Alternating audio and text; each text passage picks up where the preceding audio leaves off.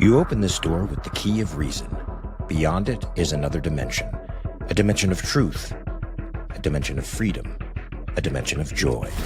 You're moving into the land of both the ideal and the real, of the possible and the actual. You've just crossed over into the Capitalist Corner. Where reason meets reality, welcome to the Capitalist Corner.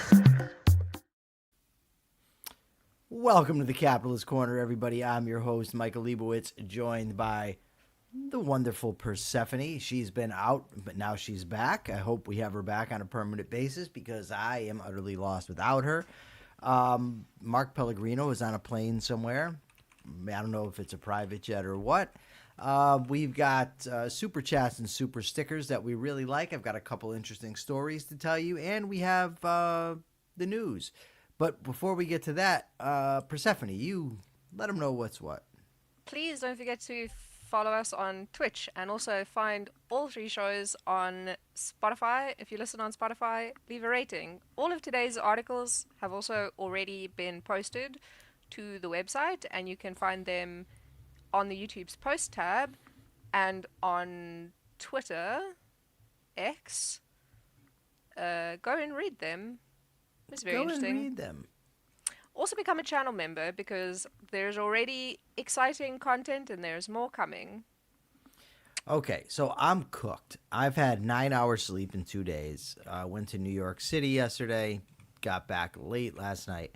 So let me tell you a couple things. So the other night, I don't know if it's because I just got the new hi, Anna. I don't know if it's because I just got the new tattoo or because my nerves, I knew I had to get up in the morning to go to New York. So my nerves were a little rattled, right? So I couldn't sleep.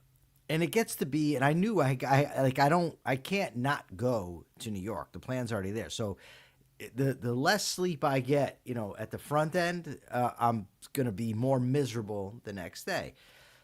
So I had not taken any hit of marijuana because I did that to sleep in the past, but it's not like my favorite thing to do, but it does help sleep. But ever since I started with the magnesium, that's been doing it. But the other night it didn't do that. So I said, okay, I grab the vape, I go out in the garage, I take the hit of the vape, I go lay down. And something about marijuana that I had forgotten about occurred. You have to understand, I quit smoking marijuana in 2004 and had not touched it for 20 years. And then, to get some rest, I take a gummy, not a lot, but just enough to help me sleep, and it's been fine. The other night, no. So I took the hit, and as I'm laying there in bed, the paranoia creeps in. I feel like I'm detaching from reality. I'm like, I'm going to lose my mind. I hope nothing's wrong. I wake Diana up, and let me tell you, she was thrilled about that, to tell her that, this is not going well here. Something's wrong. And she's like, just calm down. It's just a pot. This happens. And I'm saying, well, listen, I think we got to get up and take me to the doctor. This is like at 3 a.m. And I'm telling. And she says, no, we're not taking, there's no doctor. I said, the emergency room is open. And she said, no, you're not going to the emergency room. Basically, she told me, just lay your punk ass down and shut the fuck up. That is the best thing to do, honestly. So now, I said, all right, I know what I'm going to do. I'm going to ChatGPT and figuring this whole thing. And ChatGPT was an enormous help. It said, look, this is normal, blah, blah, blah. It says just drink some water. So now I'm drinking Diana's water because she's the one with the water. I don't have the bottled water. So I've woken her up. I've bothered her, and now I'm drinking her water. So I end up, it ends up with maybe 4 hours sleep. And then I've got to drive a half hour to my friend's house because he's driving to New York. So a half hour to his house, 2.5 hours to New York, spend the day in New York, 2 hour or so drive back, and then a half hour drive home. And then I woke up a little after 5, couldn't get back to sleep. So it's the 9 hours of sleep. Brain is not functioning very well. But we do have Lee here with a dollar, $4.99. I know it's £4. I know. £4.99. Yeah, £4.99 from Lee. She says today is 1 year since the first time I watched the show. Oh, that's great. Thank you, Mike, for changing my life. I love you forever. Oh, thank you. She's in a sappy mood today. Oh, right. Okay, so there was this debate yesterday that I went to that was great. And by the way, I'm cured. I will not ever try to use marijuana for sleep again. Never. That's happened to me when I was young, but you forget. I won't. James makes a good point. Pot interrupts normal sleep cycle. No, no. I've heard people say that pot helps for sleep, but I just wake up more tired. No, what it will do is put you to bed. It does interrupt. It interferes with REM sleep, but you're still sleeping. But then what's the point? Like, not laying in bed, not laying there up like a dick all night long. I'd rather be unconscious. Anyways, so I go to the debate yesterday, and the proposition of the debate was ICE should finish its mandate to deport all illegal aliens. So the first guy gets up and he speaks. Diana says, oh, my God. So the first guy gets up and he speaks, and he gives his 15-minute opening. And then Brian Kaplan gets up and said, look, this is the easiest debate I've ever had, because you don't even have to understand immigration to understand that this won't work. He said the proposition is should follow through on their mandate and deport all illegal aliens. He said there's not a crime on the planet that you should say the government or the police should solve every single one. They just don't have the resources. They don't have the time. And by the way, if they try, they're going to end up with false positives where innocent people end up arrested. The guy responds and says, no, should is that's not what should means. Should means it's aspirational. No, he said it means it's conditional. No, it doesn't. If you said if this, then if you said, for instance, if Donald Trump wins in the midterms, then ICE should do, this, then you would say it's conditional. It wasn't conditional. And so that's what the guy said. But then he said later on, yes, 100% should be deported. He went back and said the same thing. An audience member asked him, okay, have you factored in how much this is going to cost? No. That guy still won the debate. I was utterly what the hell is wrong with people? So now, back at the party, so I was sitting with Brian Kaplan. We were playing this debate game. Brian Kaplan's the one that debated. And the guy comes over and says, can I ask you a question, blah, blah, blah. And I end up talking to the guy. And I said, the proposition was should. And he says, yeah, but for people that speak English, for real people. I said, what are you talking? This is a real pet peeve of mine, because people frequently say that you're too literal. Well, what am I supposed to fucking do? Read your personal meaning into the word you're using? If you're going to use the word, if you're going to use it differently, at least tell me. Otherwise, I don't know how you communicate. But it was a fun time. I always have fun when I go to the Soho debates. That was a good time. All right. So any feedback on any of this, Persephone, before we get to the news of the day? Yeah, if you're having a casual conversation and you use words a little bit sloppily, I think that's fine. If you're having a debate and you need a person to understand what you're saying, you should probably be a little bit more strict about the way you use words and the actual meaning of them.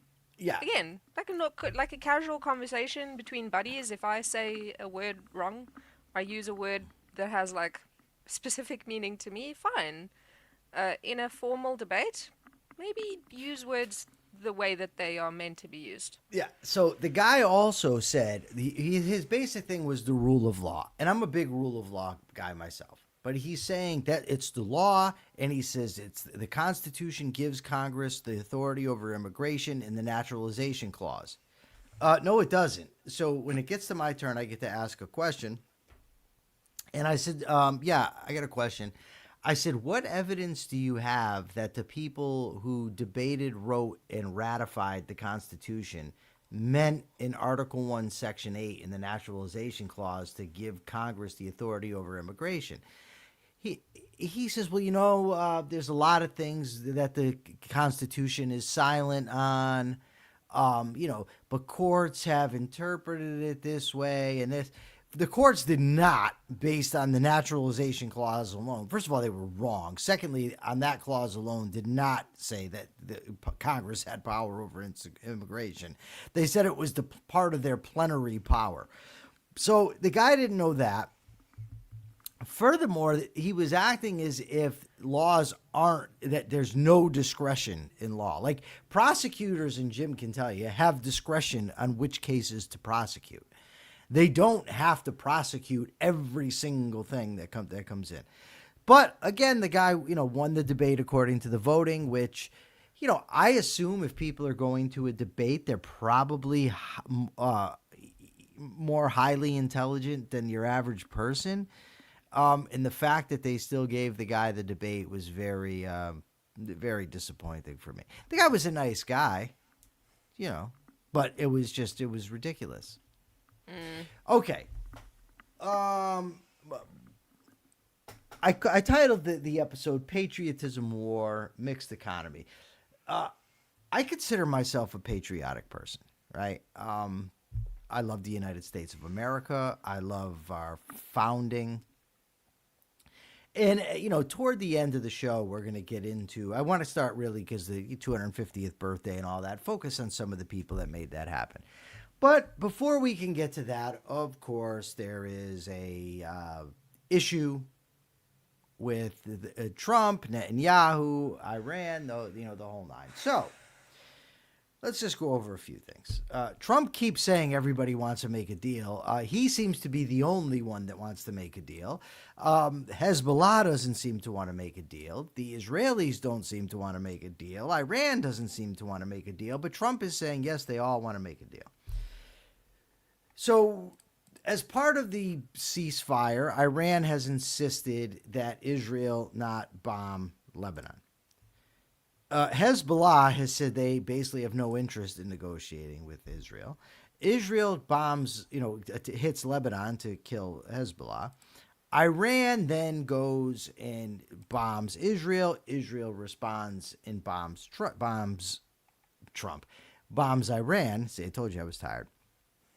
Trump comes and says, they got it out of their system now, something to this fact they can stop it. He then says that if Israel, let me find the exact thing here.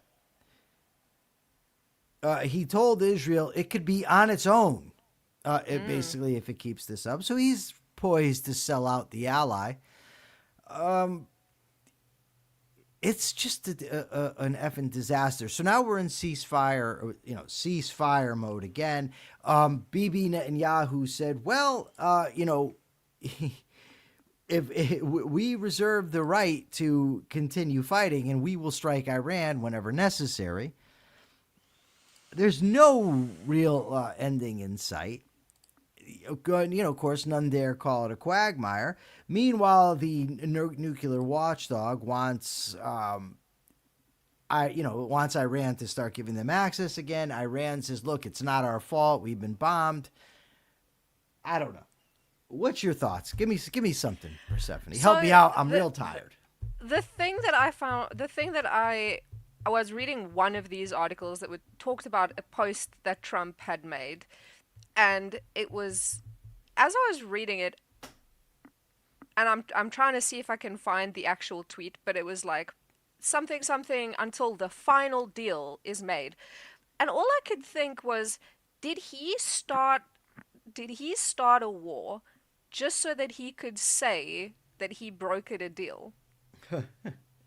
You don't know, really, right? I mean, I'm not gonna speculate, but to me, when I was reading this, I was like, this was unnecessary.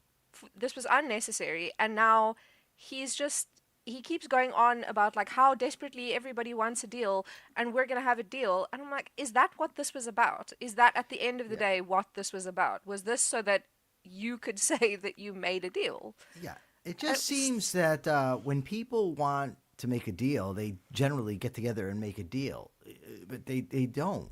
It's readily apparent to me that he woefully, and somebody from the administration, or it's leaked source, whatever, who knows if it's true, said that he miscalculated the Iranians. Like what? What do you mean he miscalculated? What did he think? He went in and did this little thing in Venezuela, and he thought, well, yeah, look, I guess this was easy. So did he think that this was going to be like Maduro? These people Yes. are religious fanatics. They're not afraid of you, Trump. I'm sorry, they're not. And you're just now, flailing.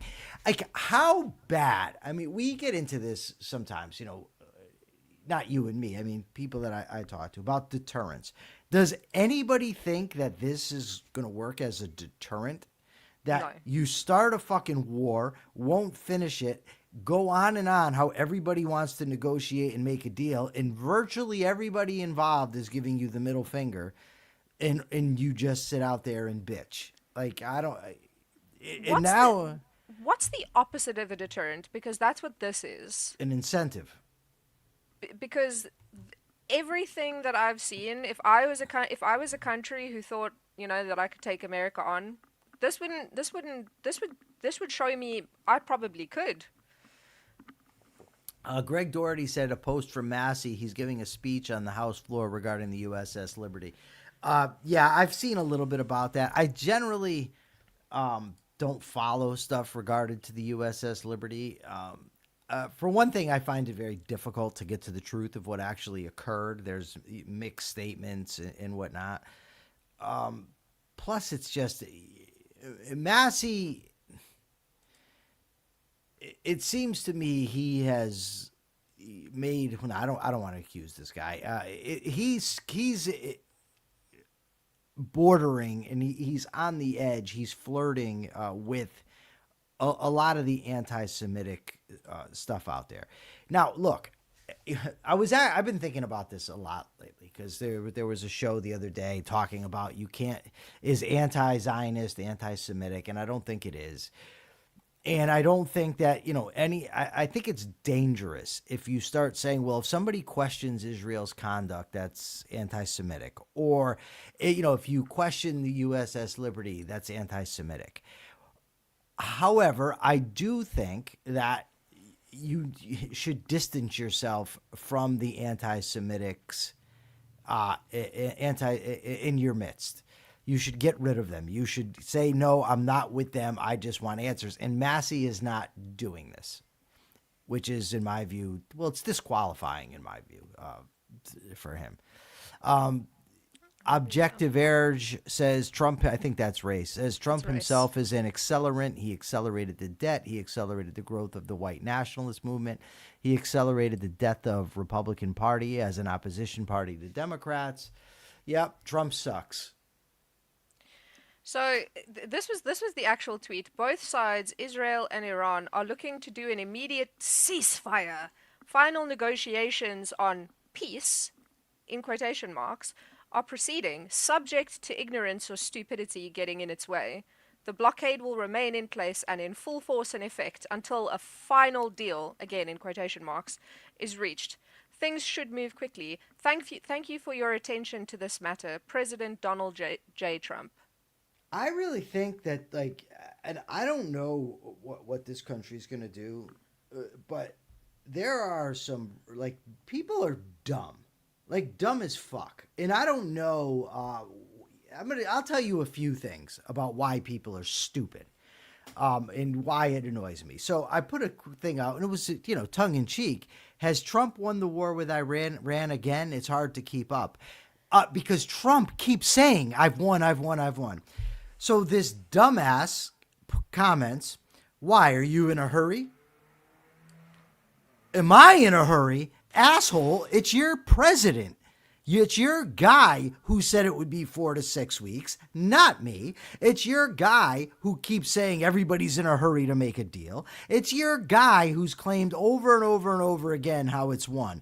But I'm the one that's in a hurry. So then he says, do you not fear the ability of any country, especially one that hates America and Americans, to have the ability to create a nuclear weapon? Are you brain dead? Yeah, that's the conclusion. What? How does somebody that like this not drown in the goddamn shower? I don't know. I'm going to unfriend this guy because he's just fucking stupid. Like, he's a boomer. I'm looking at his picture. You're just dumb. But Like, what I love about that, like, are you not afraid of their ability to have a nuclear weapon? Well, even if we were like, we said they were weeks away from a nuclear weapon, right? For all that the strikes have damaged some of their facilities, the article about how Iran needs to agree for the inspections, they say that enriched uranium has probably been moved. So the strikes that were supposed to degrade their capacity don't seem to have done that. Right. So what actually has been achieved? So pre-Trump, they were at about 3% enrichment. They already committed to not developing a nuclear weapon, and there were inspectors going in. Post-Trump, they got to 60% enrichment. They were bombed heavily. But now there's no inspectors going in. The Strait of Hormuz is closed. And they're giving their middle finger to Trump. So, I mean, if you're that concerned about the nuclear weapon, then you should be quite pissed at the way that this whole thing has gone down.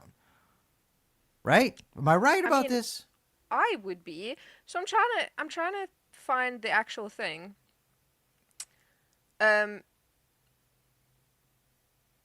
has still not informed the International Atomic Energy Agency of what happened to those bombed nuclear sites or the nuclear material.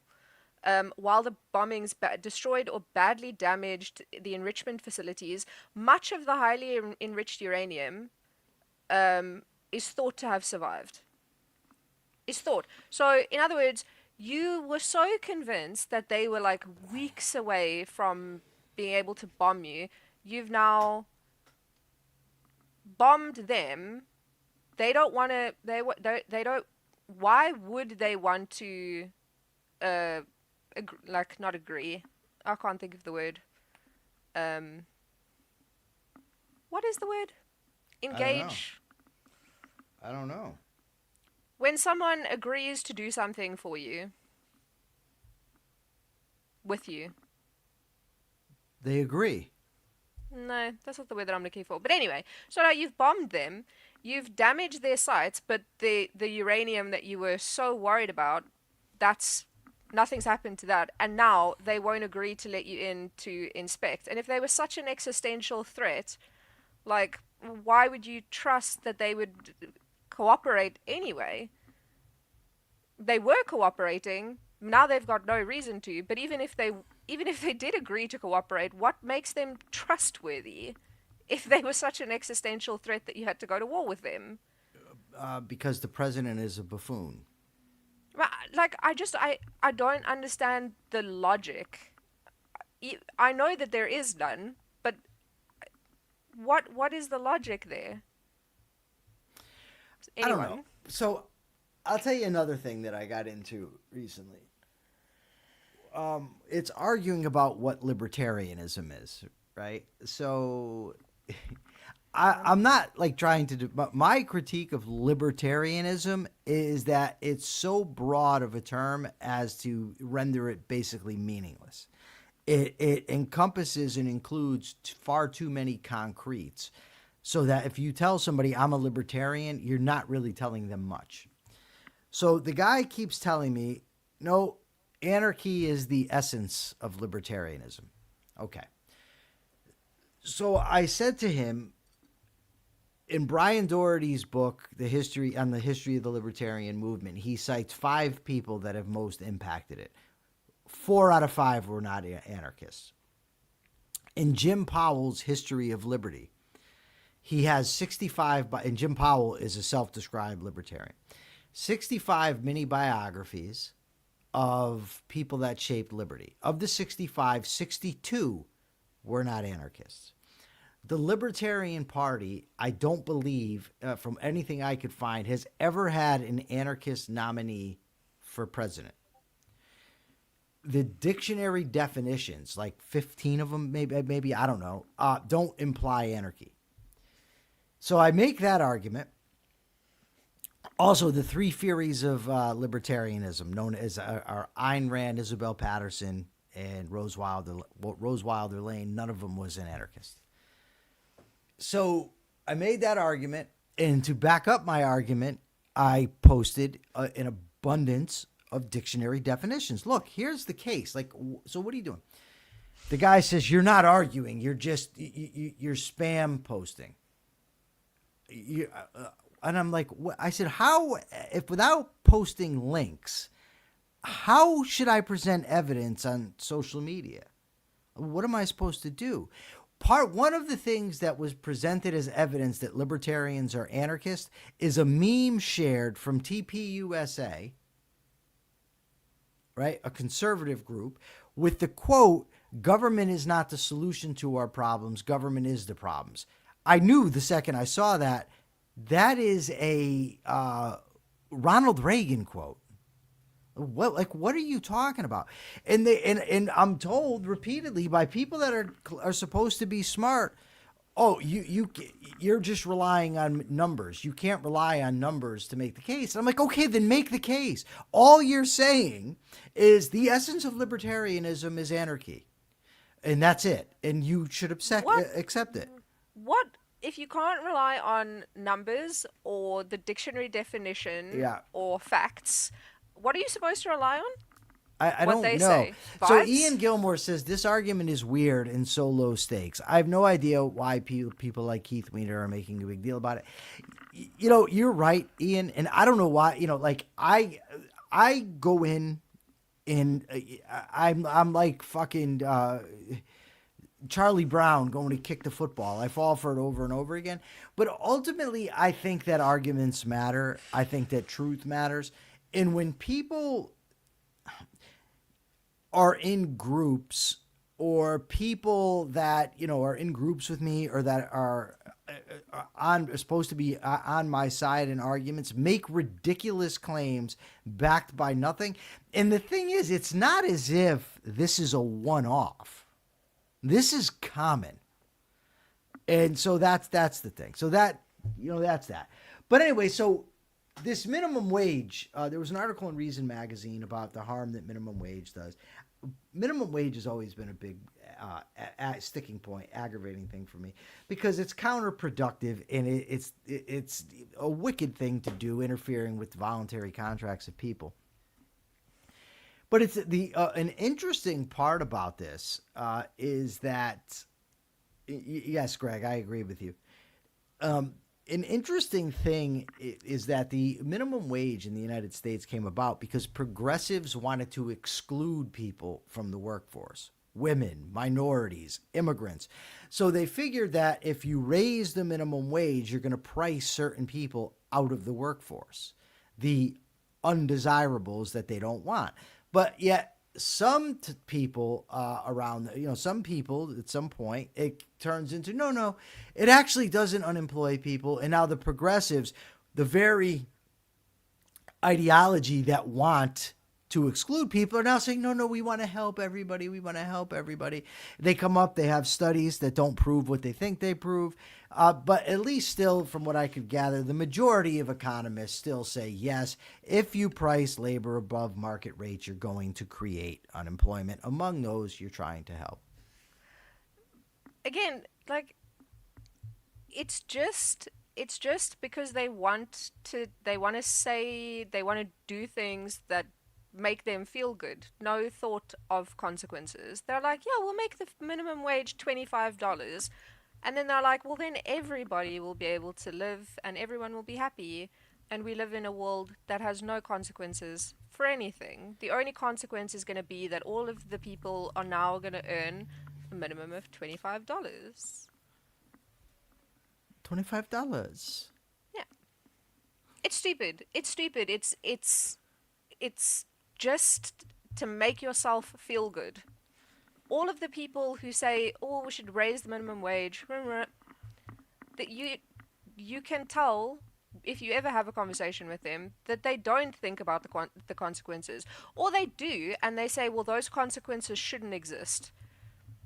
Well, great. Maybe they shouldn't exist, but they do. You can't just wave a magic wand and make the world be different because that's how you want it to be. So back to the, patriotism, mixed economy. I advocate for the United States of America. My friend yesterday says that he's a nationalist. He wants what's in the best interest of America, but that assumes you know what's in the best interest, right? So you say, I want what's in the best interest of America, so we should exclude immigrants, as if the one follows from the other, but it doesn't, right? Like, the Trumpster, we got to do what's right for America, so let's tax ourselves by means of tariffs, except for that doesn't help America. These people, we want to raise the minimum wage because we want to help the poor, except it doesn't help the poor. So if you were actually patriotic, you would advocate for the principles that led to the founding of the country. Things like free speech, freedom of contract, right to bear arms. But, that's just my take on things. I think it happens to be true. It happens to be the rational take. But, if you're going to, on one hand, advocate for tariffs, let's just take, and then you want us to come around and say, no, I don't want to see the minimum wage go up. Well, why the hell not? And on what basis do you stand? It's like if you say, I want the president to respect the Constitution, he better respect the Constitution. But then when your favorite war comes along, you're like, it's really just guidelines. You can't do that shit. If you want people to take you seriously, and I mean serious people, like not the people that all voted for the guy to win the debate last night. I'm talking about serious people. If you want serious people to take you seriously, you can't just break your principles whenever it seems convenient to you. Right, Persephone? Come on, look alive. I agree with you. What's the matter for you? No, you can't. You can't break your principles. The problem is that the people who are loudest and stupidest and who don't have principles, they don't give a fuck. They will lie. They will do whatever. And they're just louder than the principled people. And that's problematic. Hey, by any chance, have you seen Hunter Biden posting on X? Yes, and it's been hilarious. It's truly been one of the only things this weekend that has brought me any joy, because it's insane. Oh, I got a text I need to look at real quickly here. So Greg says, I'm consistently surprised by how many people are fully comfortable with the government initiating force against those with whom they disagree. I don't know why you're surprised. People, that's been the case for like most of history. Talk for a minute. Tell them about how the show's canceled today. Oh yeah, no, there's no everyday ethics today for reasons. But we'll be back tomorrow with everyday ethics and with crime, criminals, and the culture of corrections. Look, I remember the name of the show. Yeah, no everyday ethics today because busy. Chuck on Money says there are things like the Dallas Accords when talking about the Libertarian Party. This was a minarchist-anarchist agreement in the party basically endorsing Big Tent libertarianism party-wise. Very funny, but a dumb psyop from Hunter. He's paying someone to rehab him as a bad boy or something. Maybe he wants to run for something. Who knows? Who also cares? But it has been extremely funny to watch. The tweets have been great. I gotta send something out real quickly. I do want to mention it. So, very funny. Okay, no, that's Chuck on Money. There are things like Dallas Accords when talking about Libertarian Party. I'm not really talking about the Libertarian Party. I'm talking about libertarianism in broad strokes. Libertarianism in broad strokes has a long history. The word was the word was adopted in its modern usage by a guy named Dean Russell, basically because the term liberalism has been taken away. He wasn't an anarchist. The Foundation for Economic Education that he was writing for was founded by Leonard Read, who wasn't an anarchist. Reason Magazine is not a magazine of anarchists. Cato is not an institution of anarchists. Like, this is just not a serious argument. I get that the anarchists are out there and think they're the most consistent and they're the true ones and we're the libertarians. Okay, that's fine, but that's not what the word means. So I don't know what to tell you. Robert Nacer gave us $2. He says we don't have to be ethical today. Party. Megan says she's reading John Dewey's writings in preparation for Saturday. That will be great. We're going to be discussing John Dewey on Saturday. So anyways, I just sent the property card, which is what I needed to do. I'm so tired. Same. I'm so tired. So let me find this guy because I want to do a little talking about some of the people that impacted the founding of the country. James Otis, Massachusetts lawyer, political activist during the Revolution. He is the person who is credited with coming up with the phrase "no taxation without representation." I guess he said taxation without representation is tyranny. He ultimately got struck on the head during an altercation with a Crown officer and was rendered harmlessly insane with only occasionally lucid intervals. So that's sad. But he wrote various papers. He addressed to the colonies to enlist them in the common cause. He sent papers to the government in England to uphold the rights, to assert the grievances. He was a delegate to the Stamp Act Congress in New York, advocate for natural rights, all-around good guy, James Otis.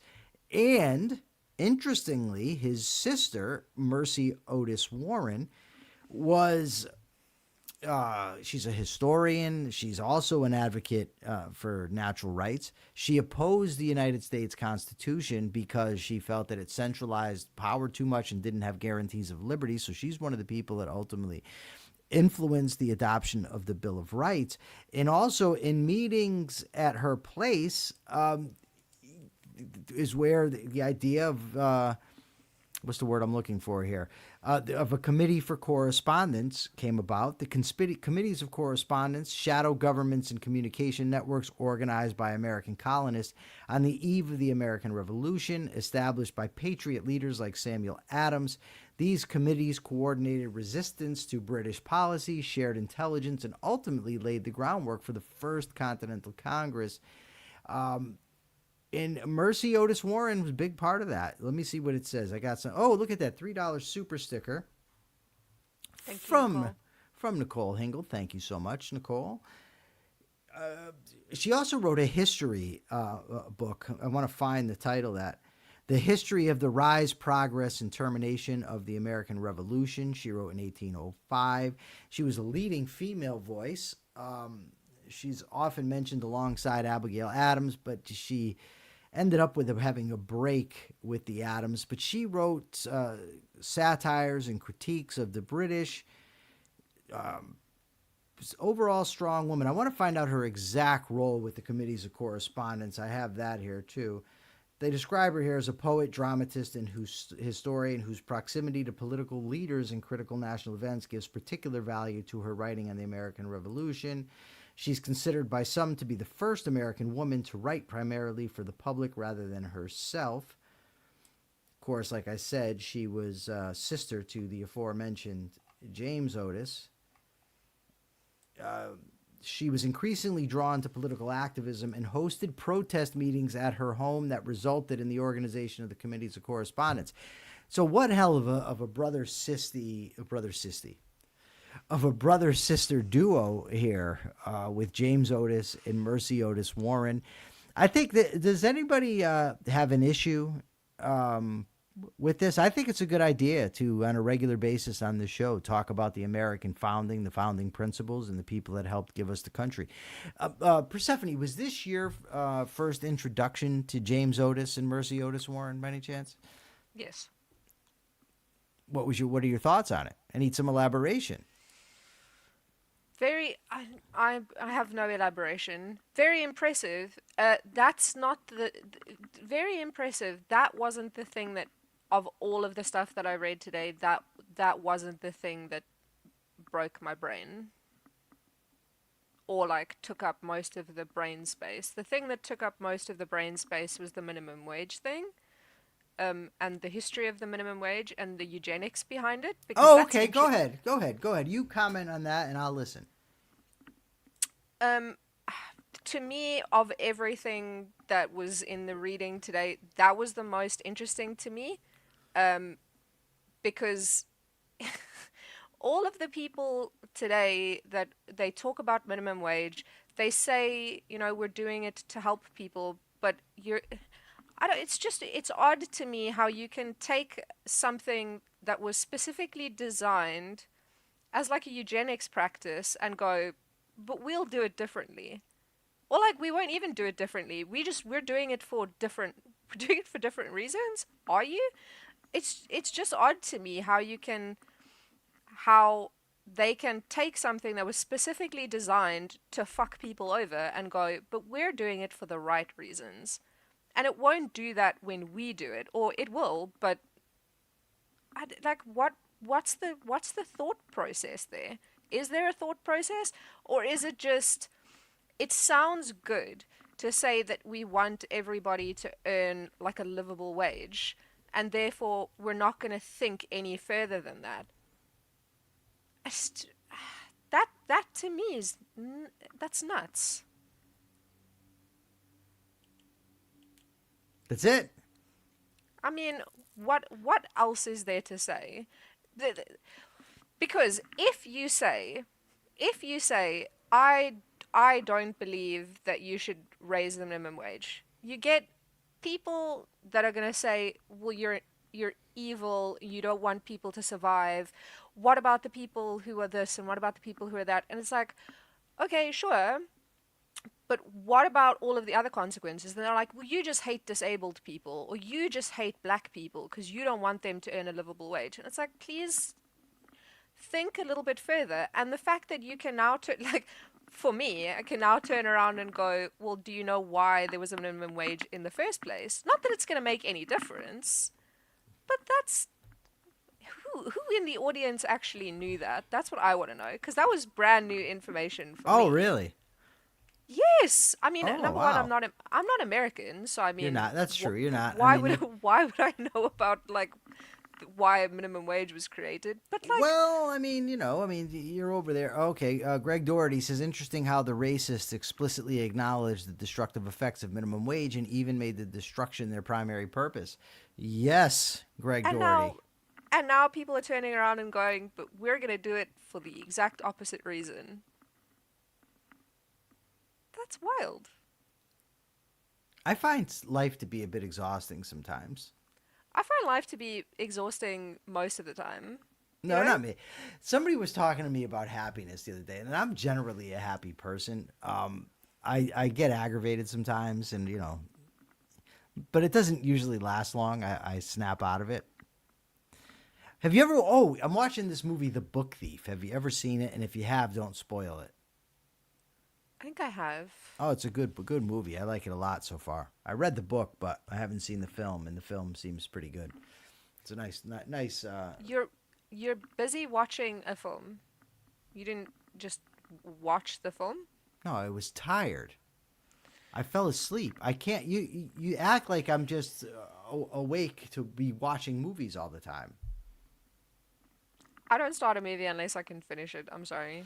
That may be but the problem is other people are a part of life, Greg. We can't just, they're not something that's just an addition. They're a huge part of what makes life life. I had yesterday, for the first time ever, I had a Krispy Kreme donut. For the first time? Yeah. That's You know they How? don't serve Why? those in prison. I'm just gonna, I mean, that's also true, but also you've been out of prison for like an amount of years. You'd Yeah, think and you what do would you have think? had I'm a like, get me Krispy. to a Krispy Kreme? No, I'm walking in New York, and I saw the sign, so we went and got Krispy Kreme donut. I got a New York cheesecake donut and an OG latte. Both were good. I had a black guy come up to my friend and say, "Hey, shake hands with a black guy. We don't have to, you can shake hands with a black guy. There's nothing wrong with it." Okay, can I tell you two funny stories that are not that are sort of vaguely related to what you just said? Sure. They're both about Africa, but All I right. find them both really funny. So, Dunkin' Donuts tried to come to South Africa and they opened up a bunch of locations and they eventually tanked. Like, they couldn't survive in South Africa, which is really funny. And then Krispy Kreme did the same thing and they've managed to survive. Very proud of them. They did that by inserting themselves at the gas stations. Um, Good move on their part. Um, So that was the one thing. And then I saw a video from an American black guy who moved to Africa. He didn't say where. And he was warning other black Americans that if they think that they're going to move to Africa, and like also, please, there's so many countries in Africa. Like just the fact that you're saying move to Africa like shows me that you know nothing about the continent, because like if you're expecting like the pan-African mindset of like we're all one, you are going to be sorely disappointed. He said that he's never been treated so poorly. He thought that people were going to like welcome him and he was going to be part of a community because he's black. And every South African in the comments was like, that's the stupidest thing I've ever heard. And I think that it's a common thing for like black Americans to be like, well, my roots are in Africa, so I'm going to come and it's going to be like one big family and community. And it's like, no, you're a foreigner. We don't like you. Like that's what you are to us. You're not us, but that's what like, everybody's like, you're a foreigner. You're not one of us. And even if even if your skin is the right color, what tribe are you from? You're not. So yeah, they that's don't know. interesting. And it's so funny that the expectation is like, well, we're going to be one big family. And then all of the Africans are like, no, who are you?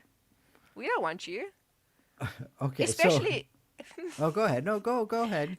especially, so there's a thing in South Africa, especially, right? Like we can be racist to one another. Okay. In South Africa, we shouldn't, but we are. But if someone foreign comes in and is racist to someone from South Africa, it's like on site, right? No. So like for white South Africans, it's like those are our black South Africans. You don't speak to them like that. Oh my And if it's God. and if it's white people and someone is racist to the white people, the black South Africans are like, no, those are our whiteys. We can't speak to them like that. And I just find that really funny, like when black Americans come in and they try to be racist, and then the black South Africans are like, no, incorrect. Okay. Is it any wonder that South Africa is not a thriving society? Hey, All right. So we have multiple Krispy Kremes. we do. All right. You do. We do. But the question was, who played the best devil on television and/or film? Akira Felix says Elizabeth Hurley. Dr. Strangelove says Julie Newmar on The Twilight Zone. I just saw that episode like last week. Okay, that's not relevant to the question, and neither is that. Okay. So those are the two. Now, do I got to give the capitalist thought of the day? Chuck on Money's wife is from Burundi. Okay. What's going to be the capitalist thought of the day? I'm going to make it a patriotic capitalist thought of the day. How about that?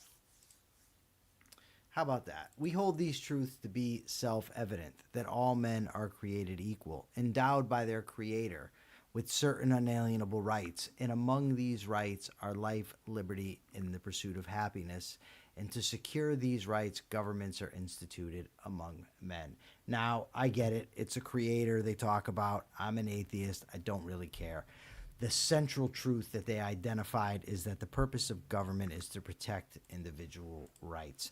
That is a very good heritage that we have. It has nothing to do with blood. It has to do with ideas, and damn good ones. When Benjamin Franklin was asked what kind of government, and he said a republic, if you can keep it, we, in my view, have largely not kept it. If we wish to restore it, we need to get back to the idea of defending individual rights.